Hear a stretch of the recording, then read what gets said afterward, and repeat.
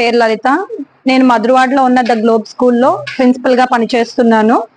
ఈ రోజు మా పిల్లలతోటి గ్రీన్ క్లైమేట్ టీమ్ వాళ్ళు రాఖీలు విత్తనాలతో రాఖీలు చేయడం అనే ఆ వర్క్ షాప్ కండక్ట్ చేశారు.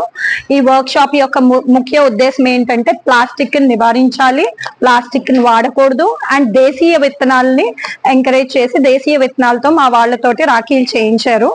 అండ్ దీని వల్ల ఏంటంటే పర్యావరణాన్ని మనం రక్షిస్తాం, కాపాడుతాం. అంతేకాకుండా ఈ విత్తనాలతో చేసిన రాఖీలు ఎక్కడ వేసినా, ఎక్కడ మట్టిలో వేసినా సరే అవి మొక్కలుగా మొలుస్తాయి. కాబట్టి అది ఇంకా మనం పర్యావరణాన్ని ఇంప్రూవ్ చేస్తుంది, డెవలప్ చేస్తుంది. అండ్ ఇంకొకటి ఏంటంటే పెద్ద పెద్ద వృక్షాలు, ఏళ్ల నాటి ఉన్న పెద్ద పెద్ద వృక్షాలకి రాఖీలు కట్టి, పెద్ద పెద్ద రాఖీలు తయారు చేసి దానికి కట్టి అండ్ దాని ఇంపార్టెన్స్, ఆ చెట్ల యొక్క ఇంపార్టెన్స్ కూడా తెలుస్తుంది. అండ్ మా స్కూల్లో కూడా ఇటువంటి ప్రోగ్రామ్స్ మా గ్రీన్ క్లైమేట్ టీమ్ వాళ్ళు అప్పుడప్పుడు వచ్చి ఇక్కడ నిర్వహిస్తారు. దానివల్ల మా పిల్లలకు కూడా దాని యొక్క ఇంపార్టెన్స్ తెలుస్తుంది.